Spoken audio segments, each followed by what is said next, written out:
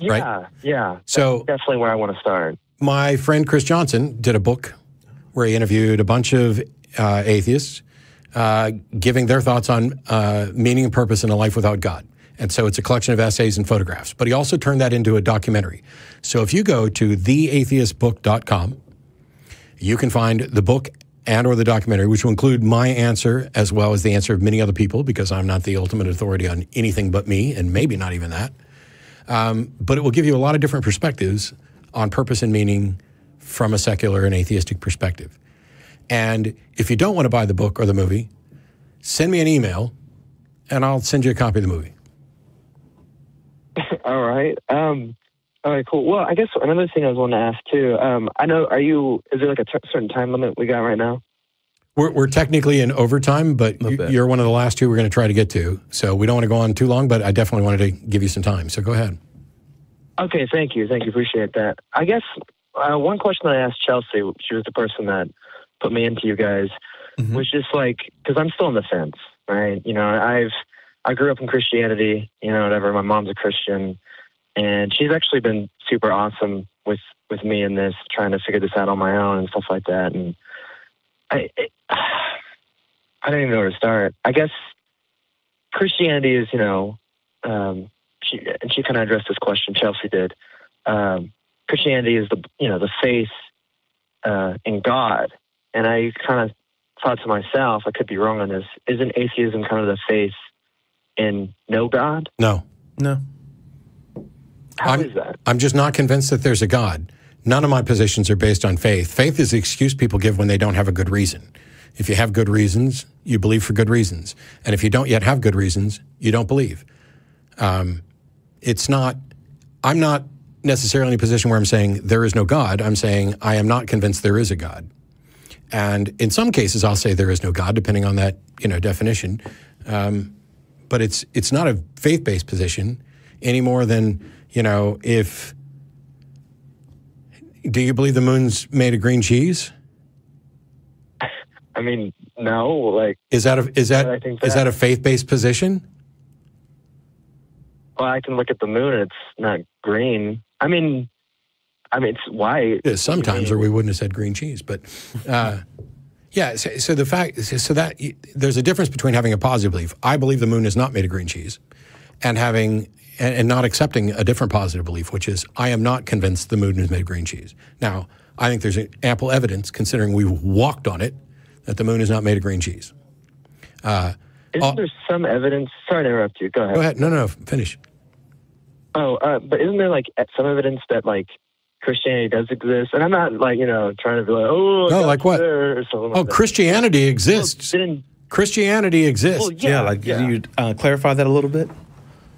Well, for instance, Jesus, right? Like, I mean, I think there was like I could be using this completely wrong when I say this, but I think it was an archaeologist that said something about like Jesus was in fact a real person, but there was no like evidence of him being a spiritual being or something like that. So there are people who think didn't Jesus exist or something? We don't know. I would think that would be a question where the answer had to obviously be yes if it were to be true, and now the answer is we don't know. But it doesn't matter or it doesn't matter that we don't know. It does matter whether or not he existed for the religion itself. But let's assume that Jesus existed, that we have a fairly accurate record of things that he may have said, but we have no way to demonstrate that he was divine or supernatural or had powers or was God. Okay, cool. Now we're talking about a person. That doesn't in any way support the truth of Christianity. And what's worse is we can't even demonstrate that Jesus existed and we have a good record of his words. So we're in worse shape than not having any evidence that Jesus was God. I mean, one of the things. I guess I'm just trying to figure out or I guess another good question for you is ask yourself this. What's the problem? Go ahead. Why are you focused on whether or not Jesus existed? Why aren't you focused on whether or not Allah was the prophet of God? That's a good point. You bet your ass it is. I've done this for a while, and it's one of those things that bugs me. It's like, how did you decide that God was? How did you decide that God was the good one and Satan was the evil one? We are focused on the. It's like I said earlier. My fear of hell went away because I realized how many other religions' afterlives had I been worried about, and the answer was none. And if I was only going to be focused on the afterlife of the religion I was indoctrinated in, that seems to me just absurd. So what I did in my journey was to say, okay, I clearly don't believe in Christianity anymore, but let me find out what kind of God could exist. And I'll explore this at the level of philosophy, of let's define, what kind of God might exist, what would a God be like, and all those things. And I found out that there's no good reason to think that anything that would qualify as a God has ever been demonstrated to even be plausible. So I had to give it up. But in a weird way, and I'm not trying to disagree with you or anything like that. Go ahead. In a weird way, that's okay to say. So I love it when people disagree. Well, I'm not really disagreeing with you. Yeah, no, go ahead. Honestly, kind of following up with you, but doesn't it take? It kind of takes a little bit of faith to be like, okay, there's something wrong here, No, that's called logic. So when you understand how we go about being reasonable, and what the value of logic is, and understand that fallacy, when a syllogism is fallacious, that doesn't mean the conclusion is. Wait, what? All right, a syllogism is a logical argument. Sorry, yeah, dumb it down for me, man. Good, because I'm getting ready to do a whole series of videos on this, and it's good that I know where I need to start. So let's say we want to be reasonable. We care about truth. We'd like to be as correct as we can be and avoid being wrong. One of the methods that we've found, and it's derived from mathematics, 1 + 1 = 2, or actually mathematics is derived from it. But a logical argument is, in its simple form, a syllogism, premise 1, premise 2, and conclusion. And so you take facts or things that you accept and you plug them in. And if the syllogism is of a valid structure, I'm using too much jargon. Oh, you're good. There are arguments that are what we call sound, which means they're a proper structure and we accept the premises. There are fallacies. We can demonstrate this particular argument structure. We cannot be reliably convinced that the conclusion is true. So when you find an argument that's fallacious, that does not mean the conclusion is wrong. It just means you have no reason to believe the conclusion is true. Okay? So there's a process of learning about syllogisms and fallacies. But at the end of the day, here's the key thing. I want to be reasonable. I accept that an argument that is unreasonable cannot lead me reliably to truth. So you could say, Socrates is a man, all men are mortal, therefore the grass is wet. That's a fallacious argument because the conclusion doesn't match up with anything in the premises. But the grass might still be wet. It's just the reason you're offering for the grass being wet is not one that can guarantee that the grass is wet. That's it. And so if you accept things, that's the power of a reasoned argument, is that you're recognizing we have a mechanism to make sure that if we are diligent, we don't accept something as true without good reason. That doesn't mean we think it's false. It just means we reject the argument and reject the conclusion. And by reject the conclusion, that just means we don't accept it. Doesn't mean we think it's false. Once you understand that, then it takes work to go through the things you believe and say, did I have a good reason for this? And if somebody can point out to you, when you put your thing in an argumentative form, here's your fallacy, then the reasonable person says, you're correct. I may still, in fact, believe there's a God, but that argument isn't going to do it. So now I need a better one. Now, I know most people on the planet are not going to do this at the level that others will. But here's the thing. There are some diligent, intelligent individuals who have spent, over the course of millennia, their entire lives addressing these. And here we are in 2019 with not one demonstrably sound argument that would serve to conclude that a God exists. Nada. Right, I agree with you on that. So, but then why is it still a problem all these years? Because people keep believing. Sure.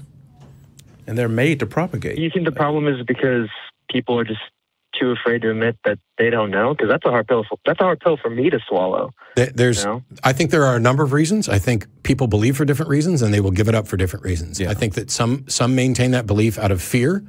A lot of fears that religions exploit, like the fear of being alone, the fear of not knowing, the fear of an afterlife, the fear of hell, all of these things. Also, I think that there's certainly comforting aspects to religion, that I'm going to go see Grandpa again in the future, that the child that I lost to cholera is waiting for me in heaven. All of these things, we value them, and it keeps us from recognizing that we are being unreasonable because these things feel good to us. And that's not in any way saying that people are stupid or people are lazy, even though some people are stupid and some people are lazy. This is what it is to be human. People are scared. What the reality is, you don't have time to become an expert in everything. And so you are prone, as is everybody, to just taking people's words for things. Hey, everybody around me believes in Jesus. We're all standing in church. We're singing. I feel goosebumps. They all tell me it's the Holy Spirit. Of course I'm going to believe it is. Yeah. Why would I have anything else to think? It's like talking about the notion forever, for ages, that the earth went around, or the sun went around the earth. Because that's what it looks like. It looks like the sun goes around the earth. So it's not that people were stupid or boneheaded or anything to think that was it. It was obvious. All of the available evidence they had led to that conclusion. And then when we got more evidence, that changed. But there's nothing about the notion that the sun goes around the earth that people take into their core and say, wow, the sun is going around the earth because it really cares about me and it wants to reunite me with my loved ones and it wants me to have a good life. And so that idea is easy to change when we get new evidence. But the notion that there's a God, no matter how many times you point out the fallacies, the fact that there isn't good evidence for the proposition, that's not enough to disprove it. And what people fundamentally do, all of us, and some strive harder than others to not do it, is say this: I am convinced of X, and I will remain convinced of X until you prove me wrong. Mm-hmm. But the problem is that the God proposition is unfalsifiable, meaning there is no way you can prove it wrong. And so people will keep believing. Yeah. You can think of it like inertia. An object believing continues to believe unless acted on by a force. Right. Because even my experience, I mean, it wasn't something that I wanted to give up. Like, that wasn't what I had in mind when I first started examining those things. But it was, I guess, being willing to be honest with myself about my beliefs and actually looking at the book that I grew up with and seeing how much it had changed over time, depending on which version you had, who it was written by, et cetera, and then accepting the fact that I grew up with this book, but this may not actually be the correct word. Therefore, I won't be a Christian anymore. I'll just be religious. You know, I still had a God belief because I didn't want to give that up.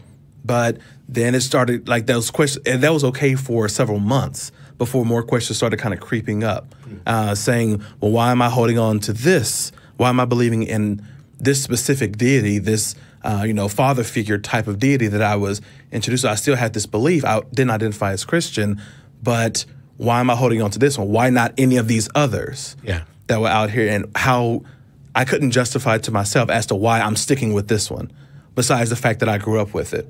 It's funny. It's a very interesting process. There are certainly people who are incredibly intelligent, who are incredibly knowledgeable about, let's just stick with the Bible, who are believers. But the overwhelming majority of people who identify as Christian don't really know all that much about what they believe, don't really know all that much about why, don't really know all that much about fallacies or what is or isn't reasonable. They don't know all that much about the history of the book that they praise. Most of them have not even read the book that they praise. Wow. Yeah. That's the way it is, because as far as I can tell, the truth of what most religious experience and activity is on planet Earth is about we are social creatures, and this social group, because we're not nearly as naturally tribal as we were when we were spread out all over the place, here's a Southern Baptist church in this town, here's a Southern Baptist church in the other town. If you move from town to town, you've got a ready-made community that already shares your beliefs without having to do any work. And they'll bring you a potluck while you're moving in. They'll watch the kids when you have to go turn your electricity on, you know. Yeah, here, let me ask you this. Let's assume that I was a full devoted Christian. You know, one big question that pops up to me is what's so liberating about being an atheist? Because it's just like, you know, what difference it makes? Even though I might be alive, I don't care what's liberating. It's like I feel better knowing that I would see, you know, one of my dead relatives, you know, at some point. I feel better thinking that too. And it's over. So I don't care whether it's liberating. I care whether it's true. And yes, it would be comforting in me to think that, oh, I'm going to get to go to the afterlife and see all these people that I haven't seen. But if it's not true, then what I've done is I've set up a system that does not encourage me to treat people right the first time. If I think I get a do-over for eternity, am I going to focus as much on treating the people I care about better or worse? I guess it would be, I mean, like, it's not as important. Worse in what area, I guess? Well, I'm convinced that when I'm dead, I'm dead. I think the notion of a soul is the most obviously false idea in any religion. Now, because I think when I'm dead, it's over, that changes the way I live my life. Under a notion where I'm going to live forever, all of human existence, however many years I'm here, every great meal I've had, every sexual encounter, every bit of art, every bit of music, all of that means nothing. This is a place to wipe your feet before the real life begins. I find that to be just a repugnant idea anyway. But if I'm convinced that I get one shot at this, it fundamentally changes how I live my life. It fundamentally changes how focused on me I'm going to be, or how bigoted I'm going to be, or what types of things I'm going to engage in, and whether I'm going to leave this place. If you think you're dying and you go rent a house and you think you're going to die there, you're not going to be concerned about cleaning it up for the next person. But if you think that this is your one and only life, how you leave things for other people is something that is likely to be a concern. When you think about things like climate change, I remember years ago listening to Rush Limbaugh, who was pointing out that everything's going according to God's plan. God is ultimately supreme. Man could not possibly destroy the earth, and therefore we don't need to give a rat's ass about climate change, because God will come back and rapture people and we'll end up in the tribulation, and then there'll be a new heaven and a new earth. It fundamentally changes what things you're going to do. And if I thought that I was going to, you know, let's say I was estranged from my father, I'm not, and I thought we were going to see each other in heaven, I'm less motivated to make things right now than I am if I think at any minute either of us could die and that would be the end of all of it. That's a pretty strong motivator to let's fix this bullshit between us. That's really powerful. That's powerful, man. And that affords a lot of the volunteer work that I do and other non-believers do, because you look at the life and the people around us and the situations that people are involved in, and if you don't have a belief in an afterlife, you're looking at that like, if this is their only shot that they have, what can I do to make their life a little less shitty? What can I do to make things a little better for them? And it really incentivizes you to actually start doing something, to start going out and volunteering. And that's why I do a lot of the stuff that I do, is because not only do I recognize that their lives are short, the people whose lives I can affect, but I also realize mine is short. And so the impact that I can have is also limited by the small amount of time that I have here. So let's do something with this small amount of life versus just kicking back, because I can be just kicking back at the house, chilling now, not worrying about anybody, because fuck it, you know, we got other places to go. But if this is it, if you got this 60, 70 years, you need to do something. I mean, that's my view. Not everyone has that view, but that's the way I look at it. And since becoming atheist and not having a belief in the afterlife, that has really been one of the biggest changes of my life and how I approach my interactions with the rest of the world and what I want to do with my life. Let me tie this back to what you said, and then I'll give you the last word, and then we'll finish up the show. You originally were talking about meaning and purpose in life, and I think we've kind of touched on that a little bit. But so I think the example that I've used many times is that would you want to live in a world where your parents and the government decided what your job was going to be? Oh, asking me that? Yeah. No, I would not. Most of us wouldn't. Most of us would revolt against that. And yet when we talk about meaning and purpose from the perspective of religion, everything is an externally imposed purpose. God has some meaning and purpose for your life. I don't know why anyone would rejoice in that when they would rebel against any other authority imposing their will over their life. But irrespective of which one is more appealing, there's no reason to think that there is, in fact, any externally imposed life. And that is, in fact, liberating, although that's not my criteria. I care about what's true. But it turns out not having a God belief is incredibly liberating. I mean, this isn't even controversial. That's one of the biggest arguments against atheism, because they will say, without God, anything is permissible. And they think that you're just engaged in debauchery and destroying everything. But the truth is, without God, you don't have this notion that everything about you is wrong, that everything you do is wrong, that somebody's watching over your shoulder, that somebody cares about who you sleep with or how you love people, that somebody cares about whether or not you're on your knees or whether you pray 5 times a day, that there's not somebody who says that, you know, if you rape a young woman, you have to actually marry her. All of these notions that come from different religions go away. And what we're left with is the recognition that we're human beings stuck on a rock in the middle of space. We have to share space. We know enough about game theory and cooperation to know what's in our best interest. We have the benefit of thousands of years of human history to teach us how to be more moral, how to care more about other people. And I can do all of it without even a passing thought about an afterlife, about whether or not some God is going to think that I'm worthy, when most religions are not about how good you are. It's about how much you love God, and then they just try to define God as good. But if there's a God who says that it's okay to enslave people, that men are better than women, fuck him. He doesn't understand anything about morality or humanism. He's a thug. He's the narcissist somebody else was talking about. So yeah, I think that a rejection of the notion that there is a God is not only the most reasonable position, but is in fact incredibly liberating and in an incredibly positive way. But check out the book. Check out the movie. Yeah, what was it called again? TheAtheistBook.com. It's a book and a movie by Chris Johnson. A Better Life. And all the parts that don't have me in it are outstanding. Dude, this is like just so like, I feel like it's so complex to put my mind around. Because like, I'm 18 right now, and like this, you know, I've been living in this religion for all my life. And I bet there's people, you know, some religious people watching the show right now, and they're like distraught, like, oh God, an 18-year-old coming out of religion. And I'm honestly like terrified, but I'm so glad that I'm kind of like recognizing this, because I've been asking myself a lot of questions just about religion. And I've questioned a lot of the things that I do, and religion's always been the hardest thing for me. Keep going. You know, keep questioning. Sure. Nobody's I called the Atheist Experience, and in 20 minutes I was an atheist. No. Find some folks to hang out with. Find some folks that are similar-minded. Find a local organization. Keep asking questions. There are people sitting in the audience today here at the studio who aren't atheists. I appreciate the fact that they made it through the show, an incredibly long show. And I'm hoping that they're all open-minded. My condition for life is not, oh, let me fix everybody to be like me. It's let's have the conversations and see if we can all be more reasonable. Because